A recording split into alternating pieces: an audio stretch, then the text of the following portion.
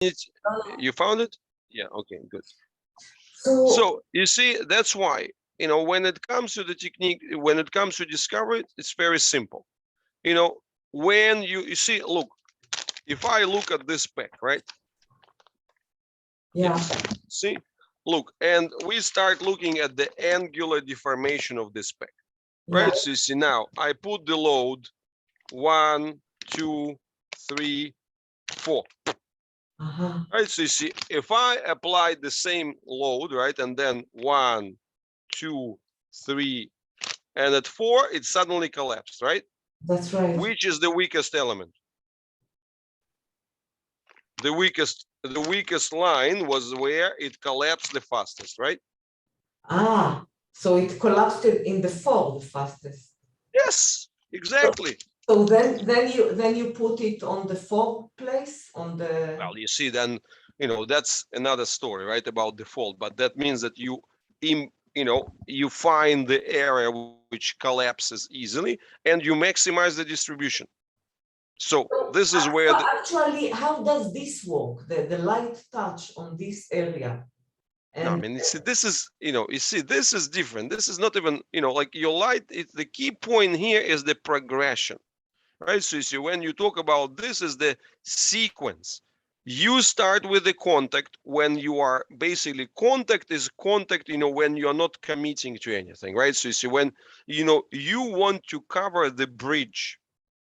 So that you see, the fortunate thing is that these elements, these are viscoelastic tools in their qualities, they are similar to the body, right? Now, this is where I brought this whole idea of the peridynamics. So the peridynamics, that's the science of cracks.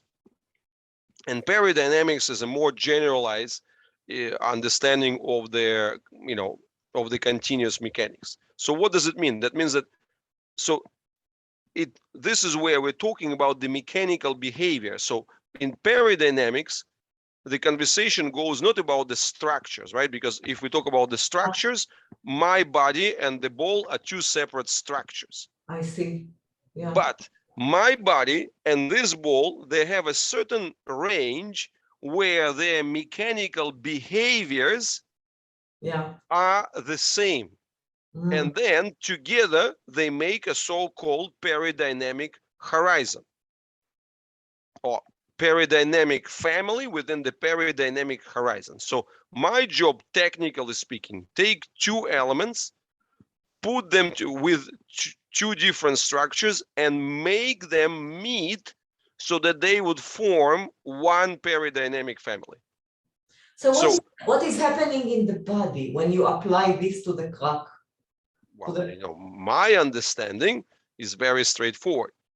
The fibroblasts are in that status that they have, that's what I put back in that, in that book. So that the fibroblasts, they belong to the tensional networks, right?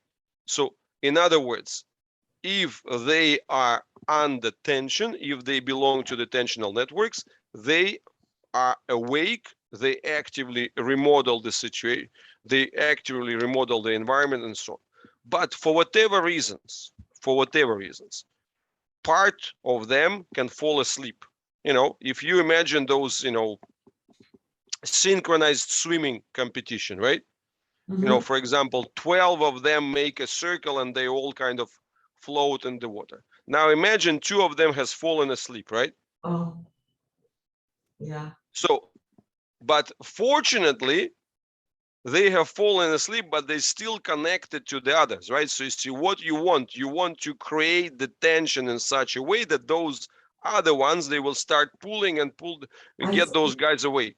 So actually it's a small compression on the it's not a compression, but it is, like you said, they work together, so the crack would be.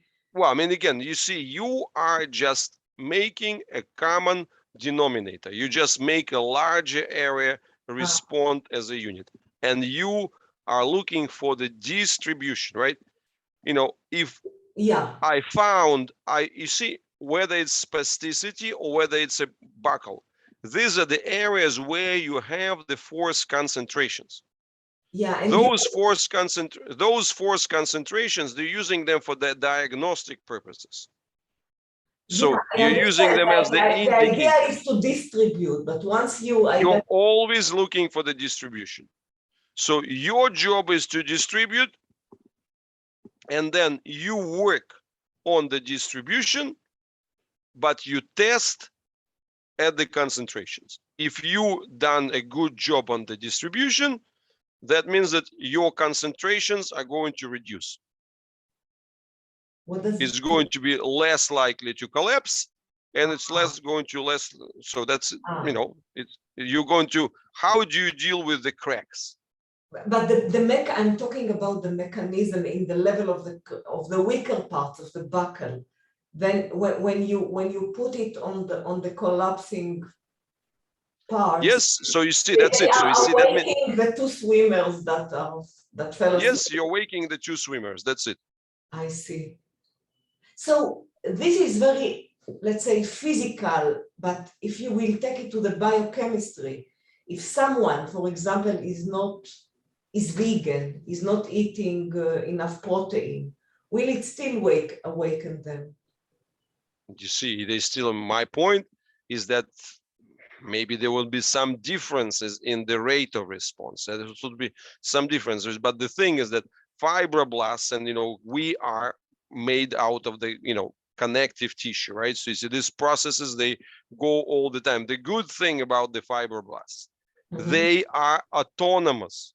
They belong to such a basic level that they actually, they have no other way. So you see, if the tension changes, they wake up and they start doing the job. Of course, the job could be difficult. There could be not, there could be a situation there is not enough energy supplies and so on and so forth, right? So you see, there could be, some particular factory of whatever, one of the 32 types of collagen is particular, for example, is genetically defective, and it has to be replaced with the other one, which has to be delivered from, let's say 5 miles away. There could be all sorts of options, but you see, as I said, everything that I do is extremely simple. I know, and yet, Logic is you go for the distribution. So if you don't have it intrinsically, you plug in the external thing, you bring it into the unified dynamic behavior, and then effectively that's it. So you see, you wake up those fibroblasts. As they wake up, they say, oh, it's time to do some work. I love this. I love the simplicity, and not simply, but it's not, it's simple, and yet it is very complex at the same time. So I wanted to ask you several questions regarding this theory. If this works on the tissue, or on the connective tissue, will it also work on degenerative issues like osteoarthritis? If you have a bone-on-bone situation where the cartilage is worn out, can you? Yeah, I mean, look, again, I believe so, right? So you see, I believe so in a way, because of course, when you come to the cerebral palsy, this is the accelerated degenerative processes, right? So you see, they cannot, sometimes, they could be different in the specifics of how this degeneration happens, right? So you see, for example, whether it's the early osteoporosis, or, let's say the early, like chondromalacia or whatever, right? So you see, these are the things. But the point is very straightforward. We have to look at all, you see, the thing is that the moment we bring fascia idea into the picture, Yeah. we have to rethink the formulation of all of the conditions in that way, right? Because basically, if this is a common denominator, that means that we are looking for the ways how to get, how we can deal with those, right? And you see, fundamentally, as long as you are alive, you have the regenerative processes happening in your body, right?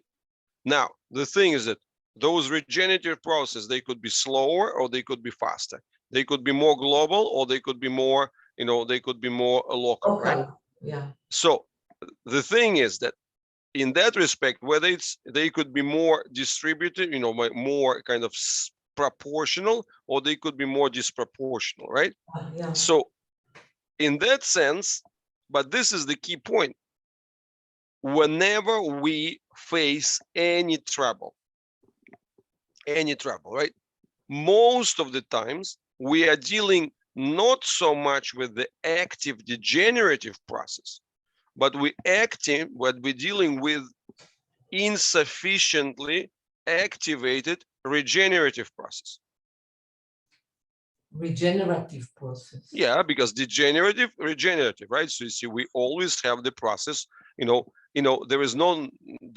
don't have one, right? So you see, there's a process of the two. So therefore, the logic is this: if the degenerative processes dominate, the first thing that we need to do is to say, okay, how we can possibly feed as much as possible the regenerative processes. For the regenerative processes, we want again to create the maximum distribution. The same story. You talk about the arthritis and so on. Now, let's discuss these people. Okay, how is their joint capsule doing, right? So you see, what is the tonic properties of their joint capsule? How well it connects? How well, the joint capsule, whatever provides all this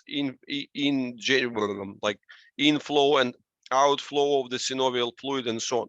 What kind of loads and the connections? What are the particular specifics of their it's about distribution. I got it. It's about That's it.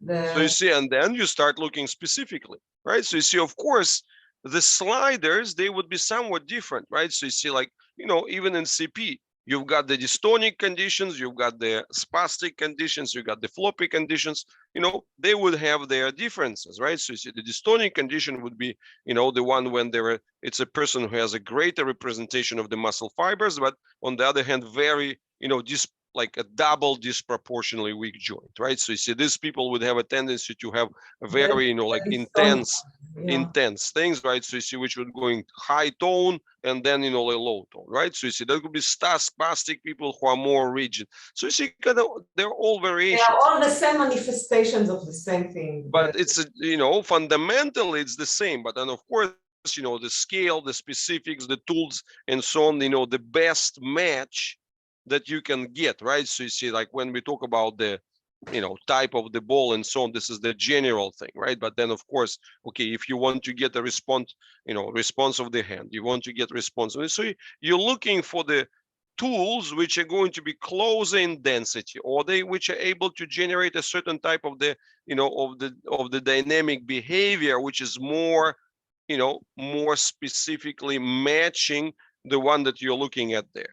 So once you restore the distribution, do you believe that the cartilage can rebuild? Again, that's the question, right? So you see, look, my point is that I see enough precedence of recovery, right, in the children with cerebral palsy. Yeah. But now the question is, I realize my limitations, right? So you see, like, look, of course, there could be a lot of things which could be stacked, which could be more specific, right? So you see, which could be, like, which would be also including the other aspects, right? So you see, what is their, stress level? What is their kind of whatever nutrition level? What is their overall, like not just the physical, not just the brain injury or the neurological injury part, but what is kind of the general trauma about the whole thing. It's a lot more, right? But my point is actually what I'm showing is that there is this room for like large enough chunks of reversibility to really, like, to show that it's working, right? And that is something which kind of could be emphasized, purified, scaled, accentuated, whatever, right? So this is my thing. Yeah. So what is, look, if you ask me about a particular person, say, like, look, in this particular channel, are we going to be able to, I know, reverse his for example, his hip dislocation. See, I don't know how far we can bring it, right? Because basically he has a personal history. We can't run the time back, right? So you see, we can't, like undo those things.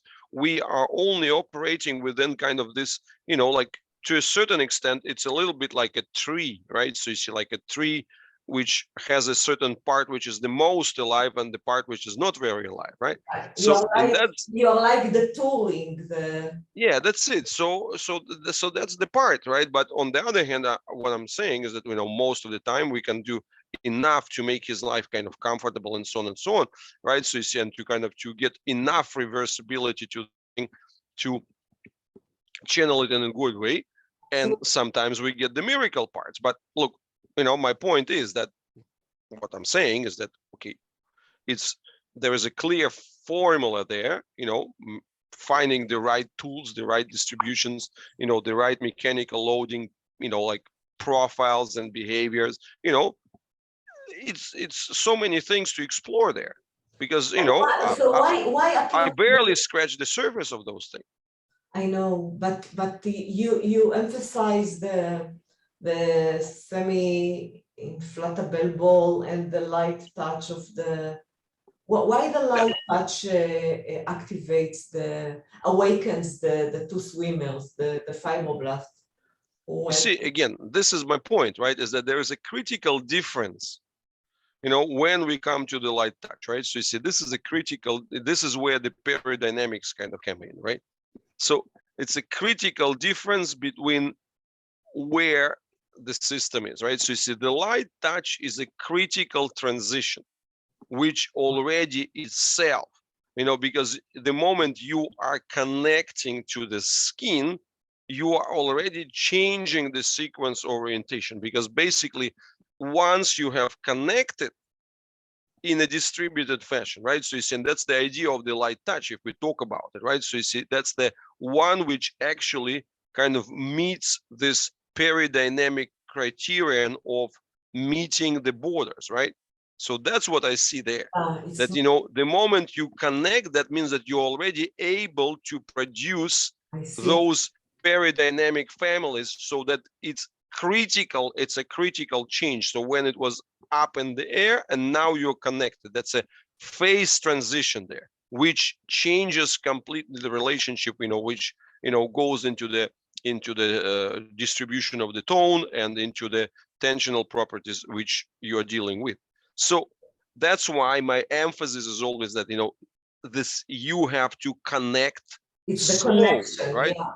So connect slowly, so there is so much more, because there's so much more in those unexplored early phases of connection. And that's my main message to the manual practitioners. So when they actually believe that they do something like, split that adhesions or whatever, right? So you see, what I say is that, guys, no, you're not, because basically in terms of the intensity and the magnitude of your load, you're not delivering something which is even remotely close to the, it's this quarters of the second that we were talking before, which there is a tiny. Now that's a bit different. That's a bit different, right? So you see, this is not a quarter second. You see, this is where we come to the language, which is, it's the difference between derivatives and integrals, right? So, derivatives is the rate of change, right? So you see basically how, the rate of change, how quickly something changes, right? So you see, you got the car, your car has a, what is a velocity, what is a speed? Speed is the rate of change in time, right? What is acceleration? This is how, yeah. So these are the this is then after the acceleration, you've got the jerk, right? So you see, after the jerk, you've got the snap. So these are the derivatives, the change of a change. I see. But they are rooted in the anti-derivatives, right? So you see, what is the total capacity of your what is the distributive capacity of your total system to handle the local, changes of changes.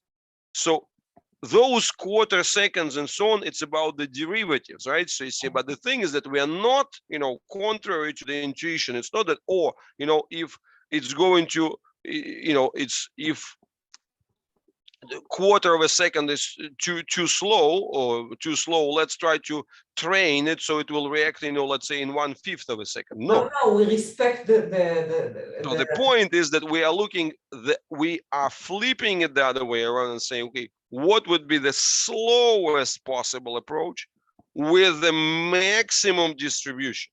So it's the other way around. So it's the integral.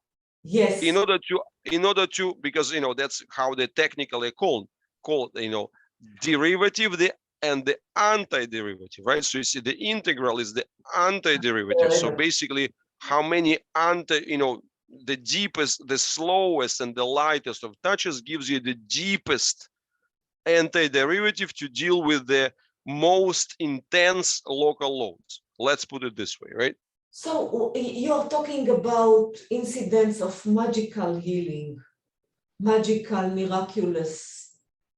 Did you notice a pattern when these miracles happen and when not?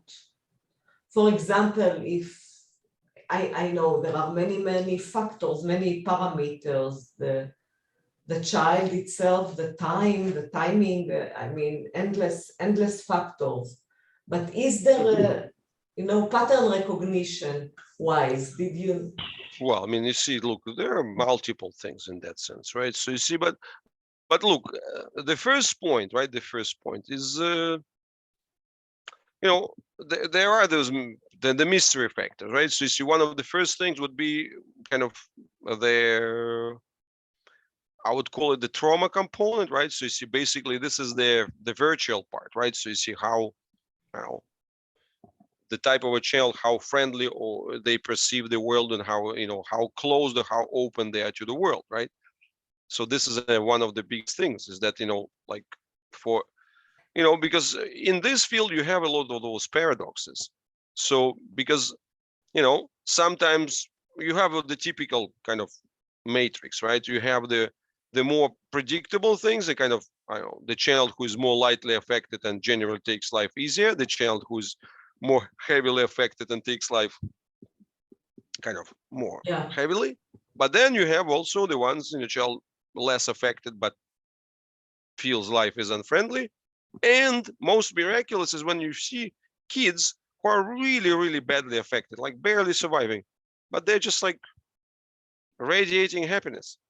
Like this part exists as well. So you see that again, what you're facing there, you're really facing the different levels of kind of the human presence there. Now we said that reality is complex, isn't it? And what is your take on, I mean, fascia-wise, what is your take on the phenomenon of crepitations, which is still a mystery in the world? They don't know what it is. Crepitus, the snapping and popping of joints or gliding. Okay. So the one that is labeled under the gas release, But it's not necessarily this explanation. Again, you see, once again, the same thing.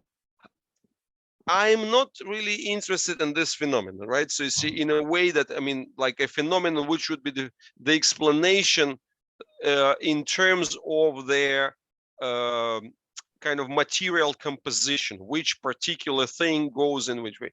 For me, basically, it's one of the subclasses of these dynamic events, right? So you see, this snapping, in a way, that's an illustration of the certain irregularities, right? So you see, and those irregularities, so that's it's a sudden change. So therefore, fundamentally, it's one of the ways how it manifests. So what we want, we want to improve the distribution again. Like it's it's the principle. This is the main principle. You see, it's you're asking me about a certain kind of particular type of derivative. Okay, this derivative, this derivative, this derivative. I say, look, I recognize this derivative exists. So, but the thing is, we have the big umbrella. We always bring to big umbrella. Of course, there's a different derivatives, there are nuances, how we can bring it to the big umbrella, right? So you see, like, again, whether we go 3 floors up, whether we use particular tools, but we're always looking for some kind of specifics of the dynamic behavior, which is going to match this profile. But the idea is always the same. All the things, all this kind of tricky phenomena that we are interested in, that we observe, right, easily, those are the ones which are reflections of the irregularities, and they are the reflections of those derivatives, right? So something like, something which is more concentrated, local and concentrated and quick happening, and we want to do something about them. My point is, okay, guys, look, I'm fine about you looking for the ways to do something about it, but look, let's go up. At the end of the day, it all goes back to the simple thing. The better it's distributed, the easier it goes. So how come that all of a sudden we collapse? Things, as you said, we are sitting, there are micro traumas to the lumbar spine, to the tissue there, and we deal with it beautifully, long time, and then one day comes and... Well, but you see, that's the point, right? So you see, this is that's the whole idea of the fragility, right? So you see, fragility means that you are, at some point, you just face the disproportional response. So, and this is where we are looking, and fragility is that if the system has a certain reservoir of the stability and so on, so then you can still run on it, right? So you can still rechannel things into your most kind of active distribution subsystem. But then if somehow it goes off into some other distribution system, so then, then it's being weak. So that's basically the sports is the best example, right? So you see, the external function of an athlete goes by his strongest loop, the one he activates the fastest, and so on and so on. That's his external function. But his injury goes by his weakest link. Wow, that's right. And the same thing with us on a lesser scale. What we present externally to the world, right, or our work out, right? So you see, our out action goes through our strongest links, but our demise and collapse goes through our weakest link. So if the world manages to kind of puncture us at our weakest link, that's where we collapse. This is it. It's about the inner hidden areas that are, which we... So that's why we want to study and discover them. So Leonid, why do we die? We started this conversation and now we're... Okay, but look, you see, this is where you get the best response from Jaap van der Wal, right? You say, in fact, it's like we are dying 70 times, let's say 70 times a minute. Yeah. So you see, and this is actually, if there are certain things which have changed in my kind of mindset and understanding with the paradynamics and everything. In fact, paradynamics is a science of cracks. That means that we are always, what is life? Life is actually, it's a death, meaning that life is that it's incorporates death. It's basically, we have, unless we have a process or built-in process of self-destruction, we cannot accumulate the next levels, right? So you see, therefore, it's a, like Prigozhin used to talk about the dissipative process. I mean, I read about it like 30 years ago and been returning to it. But what is dissipation? It's, complex systems could only be organized when there is a dissipation, when something has the process of falling apart. Only when there is a process of falling apart, something complex could be created. That's a magic of it. So, and therefore we, through our, man-made and engineering structures, we believe that life is about holding on, about holding, about permanence, about holding things together. But in reality, biology is about domesticating they're falling apart, domesticating the cracks, right? So you see, this is Yeah. the paradox of the whole thing. That's why life is so incredible, right? So you see, it's a very strong, exact opposite of everything we think about the structures in the man-made world, right? So you see, that's why, the main problem of biomechanics, anatomy, and all this other kind of, the biology in general, it doesn't take enough fascination with life, right? It takes it for granted. Oh, big deal. Oh yeah, so far we cannot reproduce life, but okay, but, and then comes the but, and then kind of all the conceptualization. But the moment you understand the magnitude of this, how amazing is life, and that's what you really appreciate when you look at the children with disability and so on. So that's what I'm saying. It's a wrong thing to call them the children with disability. So in a way, they represent 0.5% of our population, but they represent 99.9% of our biological diversity. Wow.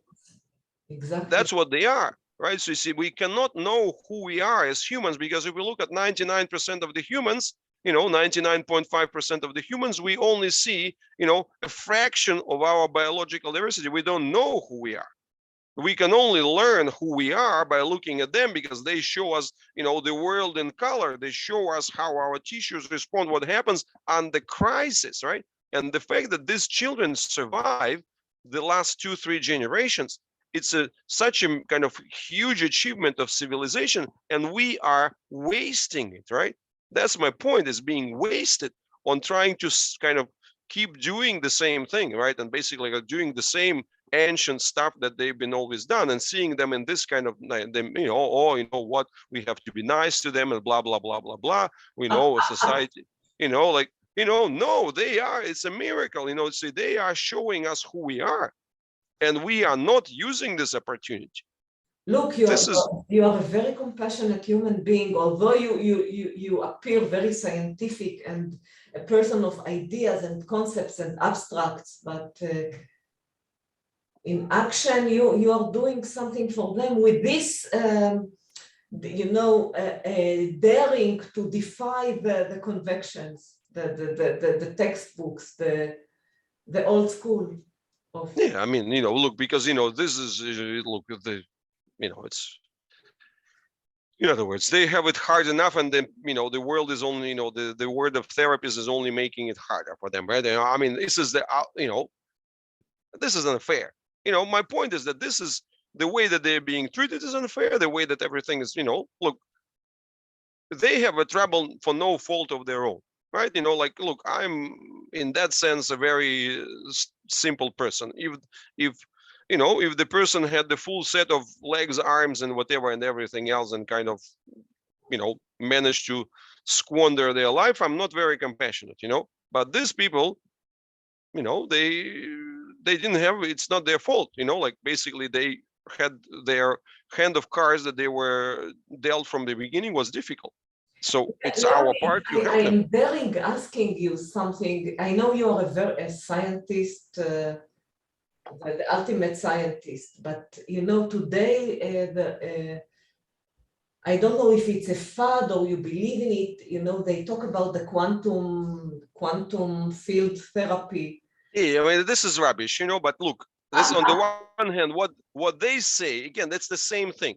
What they say is rubbish, because they don't, people who talk about the quantum fields and so on and so on, they don't, they don't bother to really study what they're talking about, right? So you see the same thing, it's a hodgepodge. But on the other hand, right, so you see, there is a whole bunch of these new things which are coming, which is compatible, because, once again, quantum effects as per quantum effects as such, they are happening at the scale of Planck's constant.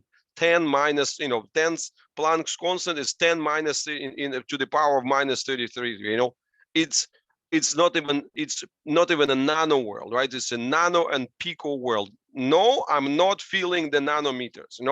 I cannot feel nanometers. Don't try to tell me that I'm going to be able to influence them, right? No, but the power of thought thinking, the power of there is a beautiful thing there, right? You see, in terms of, because again, it's an attempt to bring structure. But Yeah. on the other hand, the new concepts which are coming there, there's a great development there. The world is a neural network. So they talk about the quantum emergence. And quantum emergence is the dynamic processes which are quantum-like dynamics, but applicable to the regular size events. That's what is interesting, right? So you see, that's where you get the right thing. So you see, and that's the point. The moment somebody tries to drag structure, it's guaranteed wrong. The whole transition, the transition is to the mechanical behaviors. Behaviors, dynamic transitions. We are always dying, but managing to stay alive, right? We're always falling apart, but managing to stay together. What do you do for your health?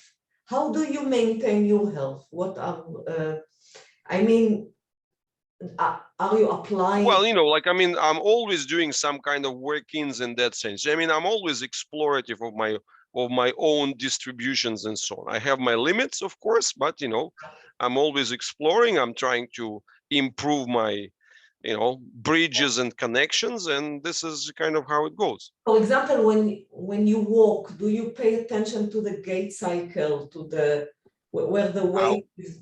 I wish I did it more, right? So you see, look, this is a point, right? So you see, I have this, it's always a question. Because there is a fine line being aware. There is, look, to be honest, there are people who are a lot more tuned in with their bodies than I am, right? So you see, I'm very tuned in when I'm using the balls and the tools and so on, but I have a tendency to drift into thoughts and abstracts as opposed to kind of, see, once again, I always tell it. I mean, look, I met so many people who are much more gifted in terms of abstracts than I am, right? So you see, I met so many people who are much more gifted in terms of their ability to body read and feel the other people, right? So you see, I met so much more people who are much better, like in their mindfulness and self kind of and so on.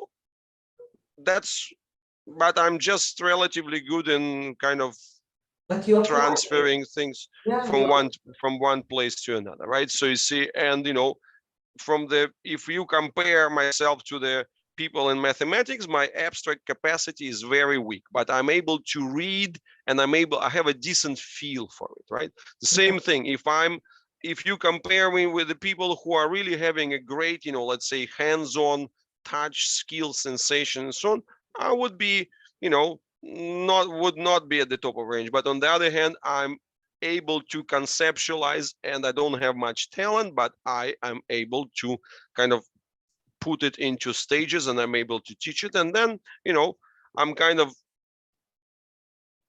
being the mediator between these two worlds. That's kind of where my place is. That's a good place to be the mediator, because well, I mean, it's maybe a good one or maybe not so good one, because then you don't belong anywhere, right? It's really not on the other hand, potentially it's a good place. In reality, you have to be, I mean, I want to share. You have to be a loner. Okay, so we are, geez, this is going to run. Yeah. Oh, I have to go and feed my daughter actually. Yeah. So it's. Okay. Thank you. And it's night here. I was mesmerized by this talk, and every idea you shared, I can, propagate more and more thinking. So look, let's say we can meet, I don't know, in a month's time or something like this. Just process it. I'm fine to talk. Let's say, and tell me, what you want to please, please let us know if you have new workshops coming. I know you are not in the marketing. You're not commercializing. Okay, let's restart. Let's say, because this is going to drop. Let's restart once again, so we don't sit under this leave under the minute.